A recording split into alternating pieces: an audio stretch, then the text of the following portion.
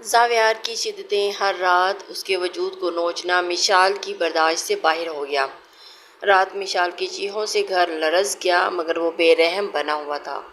صبح مشال کو کچھ خون سے لت پت ٹشو ملے جن کو دیکھ کر وہ ڈر گئی۔ یہ ٹشو اسے بہت سے راز بتا رہے تھے جو زاویار اسے چھپا رہا تھا۔ اب رات مشال جو اس کے ساتھ کرنے والی تھی زاویار اس کے بارے میں سوچ بھی نہیں سکتا تھا۔ مشال کو موقع مل گیا تھا اپنی تکلیفوں کا حساب لینے کا۔ رات زاویار کے سونے کے بعد اس کی شرٹ کے بٹن کھول کر اس کے سینے پر لبوں سے چھوا اور لہجے میں نفرت کی انتہا تھی۔ اگلے ہی لمحے اس کے پاؤں میں بیٹھ کر جھک کر خون کے ٹشو اس کے پاس پھینکے تھے۔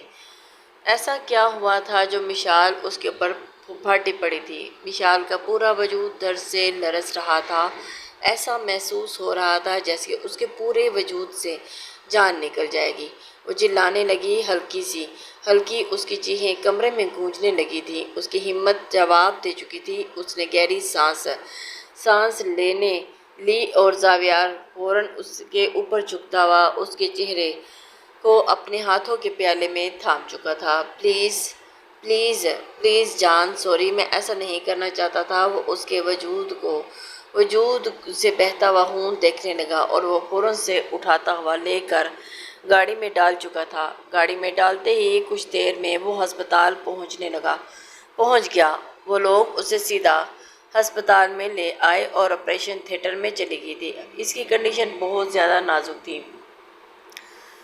اس کے چلانے کی اور چیخنے کی آوازیں گونج رہی تھی۔ پورے کوریڈور میں اس کی آوازیں اس قدر گونج رہی تھی کہ ڈاکٹر بھی پریشان ہو گئے۔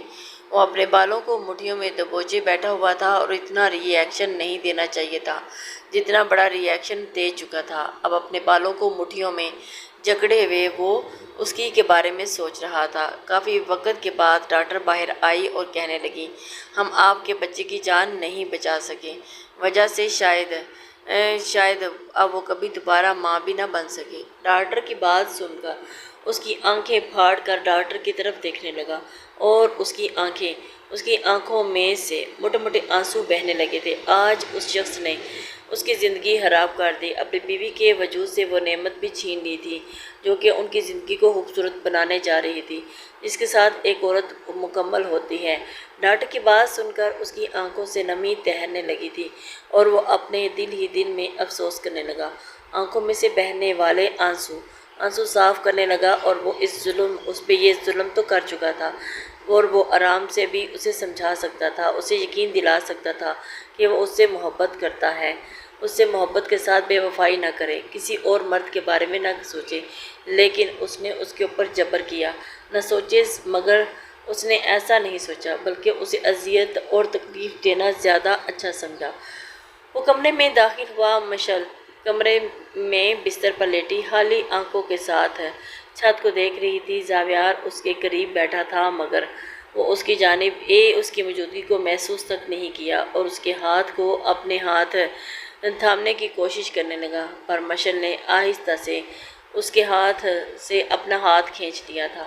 بچہ مر گیا میرا، وہ روتے روتے بول رہی تھی، پر تمہیں تو یہ بچہ چاہیے ہی نہیں تھا، وہ سنجیدگی سے بولا تھا، لیکن وہ میرے وجود میں پل رہا تھا اور میں اسے اب محسوس کرنے لگی تھی۔ ماں بننے کا جذبہ کیا ہوتا ہے یہ ایک ماں سے بہتر کون جان سکتا ہے، احساسات کیا ہوتے ہیں میں ان کو محسوس کرنے لگی تھی۔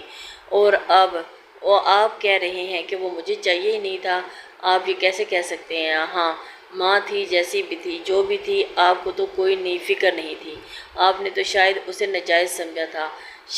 شاہ کی جانب دیکھتے ہوئے اس نے شاہ زین کا وہ بچہ سمجھ رہے تھے نا، تبھی تو آپ نے ایسا کیا۔ وہ غصے میں چلاتے ہوئے بولی، دیکھو غصہ مت کرو، اب جو ہونا تھا ہو چکا، چلاؤ مت، تمہاری صحت کے لیے بالکل بھی ٹھیک نہیں ہے، یہ مجھے آپ بتا رہی ہیں، پھر خراب ہو جائے گی، میں چلاؤں گی، تمہاری زندگی سے نکل جاؤں گی، سکون سے رہنا، پلیز ایسی باتیں مت کرو۔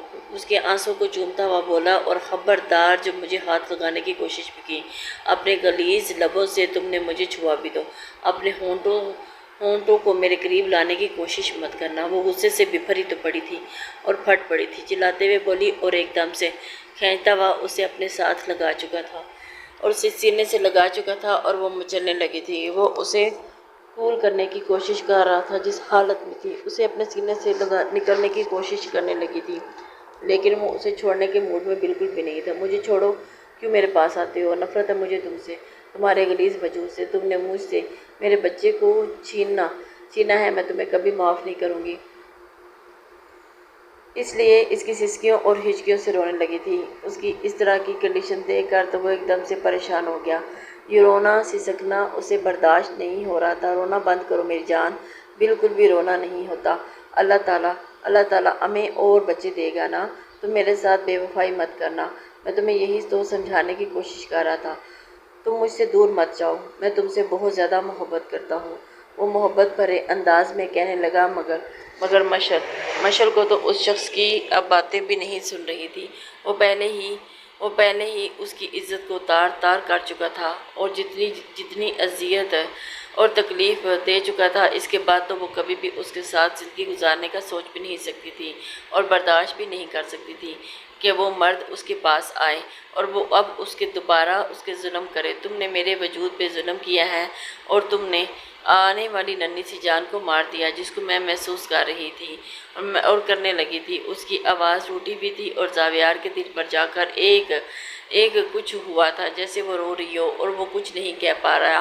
واپسی پر خاموشی سے اسے کمرے میں چلی گئی، دروازہ بند کر لیا اور اپنے کمرے میں پھوٹ پھوٹ کر رو دی۔ زاویار سے کسی قسم کی کوئی بات نہیں کرنا چاہتی تھی، اس لیے خاموشی سے اپنے کمرے میں چلی گئی۔ نہیں، دوبارہ زاویار کو اپنے قریب بھی آنے نہیں دینا چاہتی تھی۔ اس وجہ سے اس نے غصے میں زاویار کے ساتھ کوئی بات نہیں کی۔ زاویار کمرے سے باہر کھڑا دستک دے رہا تھا اور دروازہ کھٹکھٹانے لگا۔ پلیز دروازہ کھولو، مجھے تم سے بات کرنی ہے۔ لیکن مشال نے خود کو اپنے کمرے میں بند کر لیا تھا۔ یوں خود کو کمرے میں بند مت کرو، میری آواز سن رہی ہو نا تم دروازہ کیوں نہیں کھول رہی؟ اس کی آواز دروازے پر دستک دیتے ہوئے بولے جا رہا تھا، مگر وہ زاروں کی طرح رو رہی تھی، دروازہ نہیں کھول رہی تھی۔ دروازے کے ساتھ ٹیک لگائے وہ کتنی ہی دیر دستک دے رہا تھا۔ اس نے اپنے بالوں کو مٹھیوں میں دبوچا ہوا تھا اور کہا وہ ساتھ پردوں میں رہنے والی لڑکی اس کی عزت کی یوں دھچیاں اڑا گئی تھی اور آج وہ اذیت اور تکلیف میں گزر رہی ہے۔ رو رہی تھی، سسک رہی تھی، مما آپ مجھے چھوڑ کر نہ جاتی تو میرے ساتھ یہ سب کچھ نہ ہوتا۔ وہ اب رو رہی تھی، اپنے دونوں ہاتھ اپنے چہرے پر رکھ کر ہچکیاں کمرے میں گونج رہی تھی اور وہ کہنے لگا، پلیز میری جان، میں تم سے معافی مانگ رہا ہوں نا، پلیز دروازہ کھولو، ایک بار دروازہ کھولو، میرا دل بند ہو رہا ہے۔ مشال پلیز میری بات سنو، میں یوں تمہیں روتا ہوا نہیں دیکھ سکتا، پلیز دروازہ کھولو۔ اس نے اس کی منت کی تھی، اور میری شہزادی پلیز۔ وہ ابھی تک دروازے کو پیٹے جا رہا تھا لیکن اس نے دروازہ نہیں کھولا۔ اس نے نہیں کھولا اور اب کی بار وہ ہار مان چکا تھا۔ پلیز اب تک وہ دروازے کے پاس ہی بیٹھ گیا تھا۔ نہ جانے کیوں آج اس کا رونا برداشت نہیں کر پا رہا تھا اور اس کے دل میں بھی تو یوں جا کر جھٹکا لگا تھا۔ اس کی اپنی آنکھوں میں سے موٹے موٹے آنسو بہنے لگے تھے۔ اپنے گھٹنوں پر سر رکھ دیا تھا اور وہیں وہ بیٹھا رہا۔ کافی وقت کے بعد وہ اٹھا اور اس نے دروازہ کھولا اور دروازہ کھل چکا تھا۔ اسے حیرت ہوئی تھی کہ اس نے دروازہ کھول دیا تھا اور اسے اندر آنے کی اجازت دے رہی تھی۔ جلدی سے بیڈ کی طرف آیا اور سامنے وہ بیڈ پر لیٹی ہوئی تھی۔ چلتا ہوا اس کے پاس آیا اور آہستگی سے اس کے قریب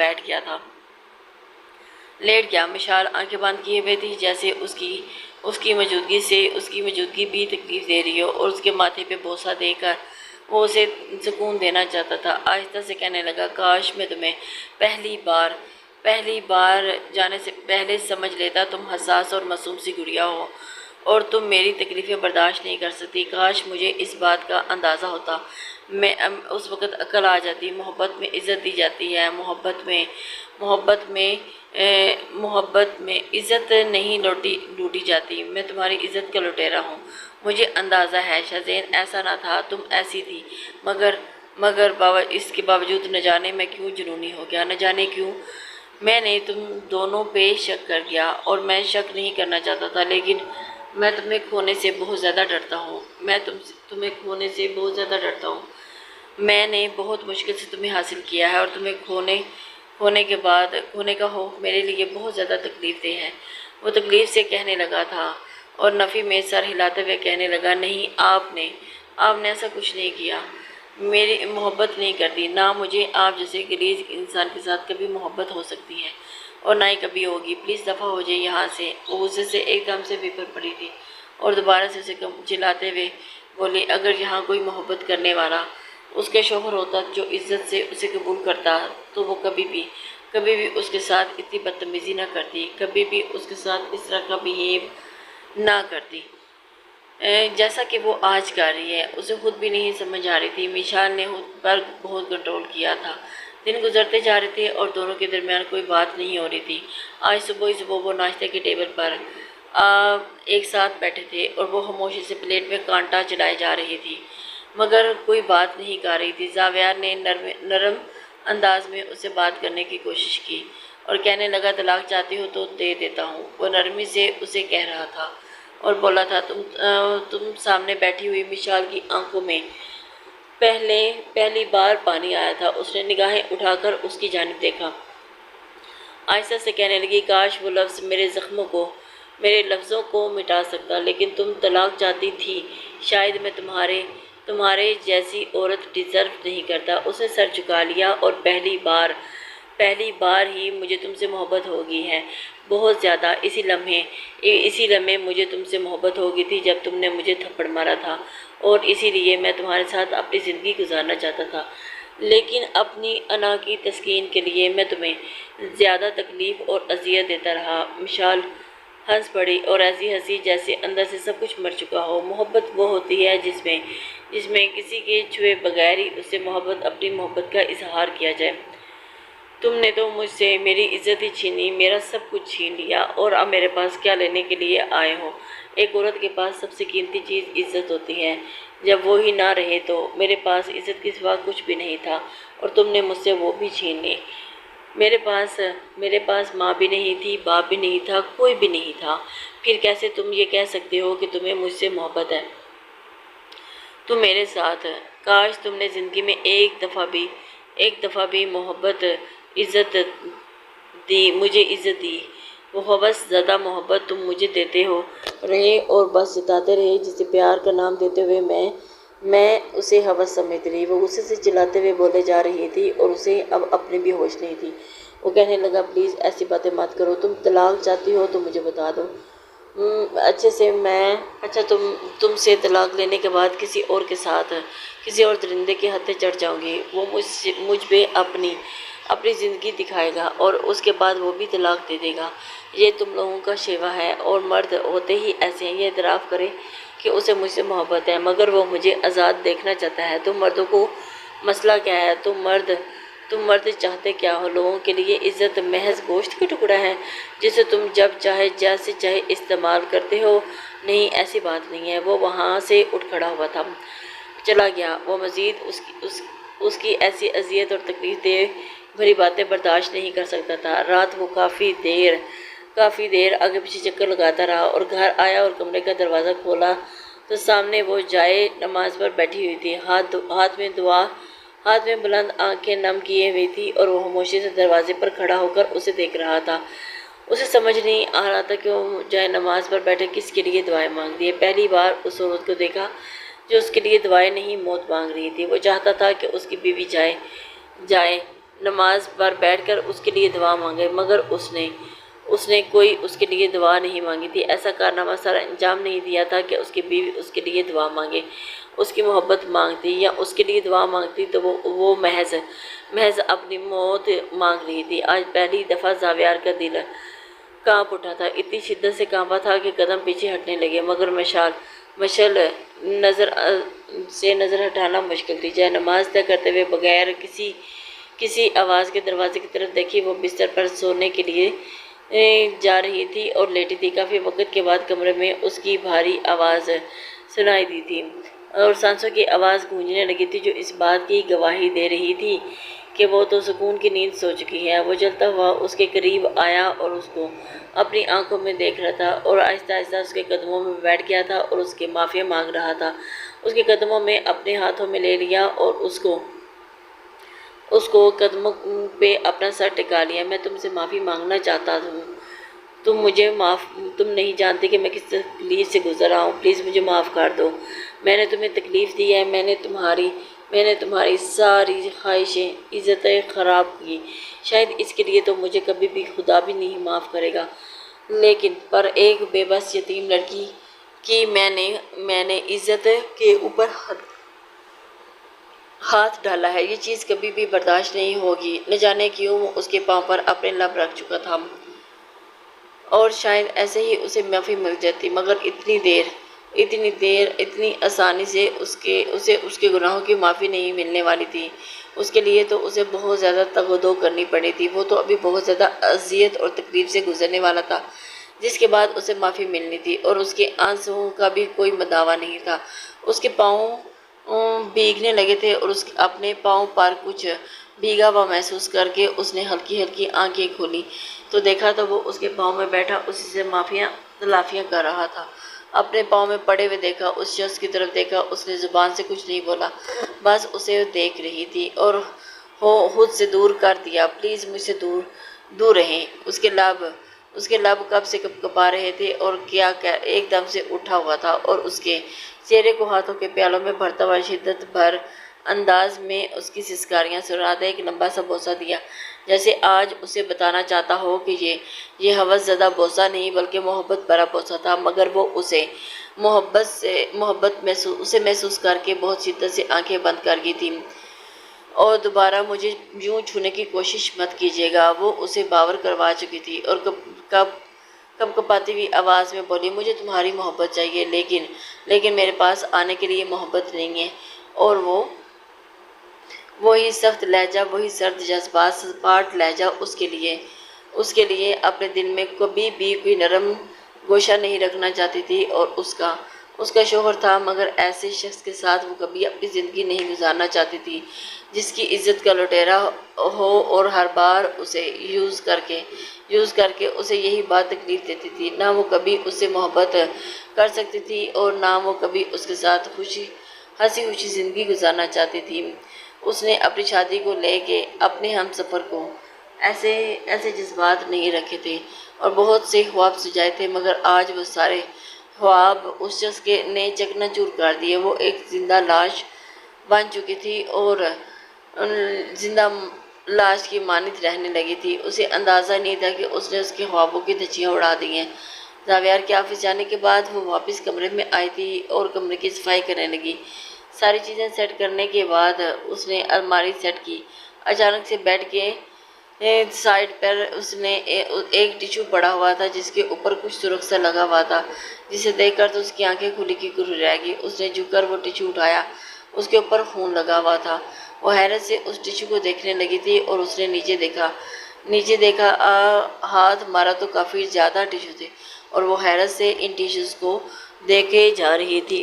اسے وامٹ سی محسوس ہونے لگی تھی اور خون کو دیکھ کر فوراً سے اس نے وہ ٹیشو باکس میں پھینک دیے تھے، مگر باسکٹ میں جیسے ہی اس نے دیکھا تو وہاں اس کو ڈھیر سارے بہت زیادہ ٹیشو تھے۔ اس نے باسکٹ بالٹی کی تو اتنے زیادہ ٹیشو اور ہر ٹیشو پہ خون، کسی پہ ہلکا سا خون اور کسی پہ بہت زیادہ خون، نہ جانے کیا تھا۔ اس کا دل کانپنے لگا۔ یہ سب کیا ہے؟ وہ خود سے سوال کرنے لگی تھی، یہ سب کچھ کیا ہے؟ اور اس کے ہاتھ بری طرح سے کپا رہے تھے۔ فوراً سے اس نے باسکٹ میں پھینکا اور اپنے ہاتھوں کو صاف کرنے لگی تھی۔ جب چہرے سے پسینہ صاف کرنے لگی اور اسے ڈر لگ رہا تھا کہ یہ کیا ہے اور خون کہاں سے آ سکتا ہے، اس کا دل خوف سے کانپ رہا تھا۔ اسے سمجھ نہیں آ رہی تھی کہ یہ خون کہاں سے آیا۔ وہ وہیں پورے کمرے کو دیکھنے لگی، یہ کہاں سے آ سکتی ہیں۔ وہ ابھی بھی ڈر رہی تھی۔ خون کوئی بہت پرانا نہیں لگ رہا تھا، تازہ ہی لگ رہا تھا اور ہلکا خشک ہوا تھا۔ وہ حیران ہو رہی تھی اور ڈر بھی لگ رہا تھا کہ آخر یہ خون کس کا ہے۔ ہاتھ کپا رہے تھے۔ مجھے اس بارے میں زاویار کو بتانا چاہیے، لیکن میں انہیں کیوں بتاؤں گی؟ کیا انہیں خود نظر نہیں آ رہا؟ انہوں نے خود کبھی باسکٹ نہیں دیکھی؟ کیا وہ یہ نہیں جانتے زاویار کو کوئی چوٹ لگی تھی؟ اگر انہیں چوٹ لگی تھی تو انہوں نے مجھے بھی نظر آتا۔ ایسا کیسے ہو سکتا ہے کہ انہیں کوئی چوٹ نہ لگی ہو اور کوئی کٹ لگا ہو؟ وہ بھی سوچے جا رہی تھی کہاں چوٹ لگ سکتی ہے جو مجھے نظر نہیں آئی۔ شاید ان کے بازو پہ، ان کے پاس بھی جواب کر رہی تھی، کیونکہ اسے اس خون نے بہت زیادہ ٹینشن میں مبتلا کر دیا تھا جو کہ اس کی سمجھ سے باہر تھا۔ زاویار آیا تو اس کے چہرے پر بالکل خاموشی چھائی ہوئی تھی۔ وہ سوچ رہی تھی کہ وہ کیسے اس سے بات کرے۔ آگے سیدھا وہ کمرے میں سونے کے لیے لیٹ گیا تھا۔ کمرے میں آ کر آج پہلے کبھی ایسا نہیں ہوا تھا کہ وہ اتنی خاموشی سے آگے سونے کے لیے لیٹا ہو۔ وہ ضرور کوئی نہ کوئی کسی پریشانی میں مبتلا ہے۔ بات تو کرتا تھا، ایک دفعہ تو اسے بلاتا تھا، مگر آج اس نے اسے کوئی بھی بات کرنے کی کوشش نہیں کی۔ بالکل خاموشی سے کمرے میں آ کر بیڈ پر لیٹ چکا تھا اور آنکھیں موندے بہت ہی عجیب ہو رہی تھی۔ اسے سمجھ نہیں آ رہا تھا کہ وہ کیا کرے۔ کافی دیر تک اس کی طرف دیکھتی رہی اور اس کے بعد وہ فوراً سے اس کی طرف لپکی تھی اور چہرے کا رنگ بھی بہت عجیب سا ہو رہا تھا، جیسا کہ وہ صدیوں کا بیمار لگ رہا ہو۔ اور اس کے سونے کے بعد وہ آہستہ سے اس کے پاس آئی اور اس کی شرٹ کے بٹن کھول کر اس کے سینے پہ اس کے پیٹ کو دیکھنے لگی تھی، جو کہ وہ خود بھی نہیں جانتی تھی کہ وہ کیوں اتنی زیادہ پریشان ہوئی ہے۔ بہت تو اس سے نفرت کرتی تھی، لیکن پھر بھی نہ چاہ کر بھی اس نے اس کی شرٹ کے بٹن کھول کے اس کے سینے کو دیکھنے لگی تھی اور ان خون سے بھرے ہوئے ٹیشوز کو دیکھ رہی تھی۔ اس کے سارے سینے پہ دیکھنے کے بعد اس کے وجود کو دیکھنے لگی اور اس کے بازو کا اس کے بٹن کھولتے ہوئے اس کے بازو کو دیکھنے لگی، جہاں پہ ایسا کوئی بھی نشان موجود نہیں تھا، اور اس کی ٹانگ سے اوپر پینٹ کو اوپر کرتے ہوئے دیکھنے لگی تھی۔ اتنے میں اس شخص کی آنکھ کھل گئی اور اپنی شرٹ کو دیکھ کر کھلے بٹن دیکھ کر بازو اوپر دیکھ کر اب اسے ایک قدموں میں بیٹھا ہوا دیکھ کر حیران ہوا تھا۔ یہ تم کیا کر رہی ہو؟ وہ سنجیدگی سے بولا تھا۔ وہ گھبرا گئی تھی۔ فوراً سے اپنے آپ کو اس نے کمپوز کیا تھا اور پسینہ صاف کرنے لگی۔ نہیں کچھ بھی نہیں۔ وہ تو بتاؤ تو مجھے، کیا تم دیکھ رہی تھی؟ میری ٹانگوں میں بیٹھ کر تم کیا دیکھ رہی تھی؟ وہ دوبارہ سے سنجیدگی سے گویا ہوا تھا۔ نہیں کچھ بھی نہیں، ایسا کچھ بھی نہیں۔ کیا ہو رہا ہے؟ کیا کر رہی ہو؟ اب وہ نرمی سے اس کی جانب دیکھ رہا تھا۔ نہیں کچھ بھی نہیں، وہ دوبارہ سے گھبراتے ہوئے اس سے پوچھ رہا تھا، لیکن اس نے اس کی بات کا جواب نہیں دیا تھا۔ پھر یوں میرے قدموں میں بیٹھ کر کیا کر رہی ہو؟ میں کیوں بیٹھی ہوئی تھی؟ وہ ویسے ہی یہ کہہ کر اٹھ کے اپنی آنکھوں میں نمی تہنے لگی۔ اب وہ بہت بری طرح سے رونے لگی تھی۔ وہ خود نہیں جانتی تھی کہ وہ کیا جواب دے گی، لیکن اس کے پاس کوئی جواب ہی نہیں تھا، اور جب جواب نہ پا کے وہ خود بھی رونے لگی تھی۔ کیا ہوا ہے؟ رونے کیوں لگ رہی ہے؟ وہ نرمی سے بولا۔ اور کچھ نہیں، بس ویسے ہی۔ بس یہ کہتے ہوئے وہ گہرے سانس لینے لگی۔ اور بتاؤ مجھے شاباش بتاؤ کیا ہوا ہے؟ اس کے چہرے کو اپنے ہاتھوں کے پیالے میں لے کر اسے سلاتے ہوئے پوچھ رہا تھا، اور پھر پڑتا ہوا اس کی گال کو چوم چکا تھا، جو کہ حیران ہوتے ہوئے اس کی جانب دیکھ رہی تھی۔ کچھ نہیں ہوا۔ وہ سنجیدگی سے سر نفی میں ہلا چکی تھی اور ہلانے لگی تھی۔ چلو ٹھیک ہے میری جان، کچھ بھی نہیں ہوا تو آرام سے سو جاؤ، کافی رات ہو گئی ہے۔ وہ اپنی شرٹ کے بٹن بند کرتا ہوا دوبارہ سے لیٹ چکا تھا اور خود نہیں جانتا تھا کہ اچانک سے آج مشل کو کیا ہوا اور اس نے ایسی حرکت کیوں کی تھی، کیونکہ مشل بیڈ کی دوسری جانب سونے کے لیے لیٹ گئی تھی اور بار بار وہ خون سے بھرے ہوئے ٹیشوز اس کی آنکھوں کے سامنے آ رہے تھے، جن کو وہ بلانے کی کوشش کر پا رہی تھی لیکن نہیں کر پائی، سامنے گھوم رہے تھے۔ اور اس کے بعد کافی دن تک اس کے بارے میں سوچتی رہی، مگر اس نے ہمت ہی نہ کی کہ وہ زاویار سے اس کے بارے میں پوچھ لے۔ شاید وہ زاویار سے کسی قسم کی بات ہی نہیں کرنا چاہتی تھی۔ وہ کافی دن تک اس بارے میں سوچتی رہی، مگر اس نے ہمت نہ کی تھی کہ وہ زاویار سے اس کے بارے میں پوچھ لے۔ شاید وہ زاویار سے کسی قسم کی بات نہیں کرنا چاہتی تھی، اس وجہ سے اب زاویار اس کے ساتھ کوئی بات نہیں کرتا تھا، بس خاموشی سے آ کر لیٹ جاتا تو سو جاتا تھا، کبھی کبھی اٹھا ہوتا تو پھر چپ چاپ بیٹھا رہتا۔ اسے کیا ہوتا جا رہا ہے؟ وہ کیوں اتنا خاموش ہو گیا؟ وہ تو اس سے نفرت کرتی تھی، بہت شدید نفرت، مگر اس کی خاموشی، اس کا یوں چپ رہنا اسے عجیب لگ رہا تھا۔ رات نہ جانے کون سا پہر تھا۔ سسو کی آواز سے مشل کی آنکھ کھلی اور وہ چاروں طرف دیکھنے لگی۔ سامنے تو کوئی بھی نہیں تھا، اور آواز بالکونی کی طرف سے آ رہی تھی۔ وہ بالکونی کی طرف گئی تو آگے سے جا کر کھڑی ہو گئی تھی۔ سامنے اس شخص کو جائے نماز پر بیٹھ کر روتا ہوا دیکھ کر وہ تہجد کی نماز ادا کر رہا تھا، مگر اس کی سسیوں کی آواز اس قدر زیادہ تھی، پورے کمرے میں گونج رہی تھی۔ وہ بالکونی میں کھڑے اسے گونج رہی تھی اور اس کے پاس آئی اور اس کے چہرے کو تھام کر اپنے ہاتھوں کے پیالوں میں بھرتے ہوئے شاید خدا سے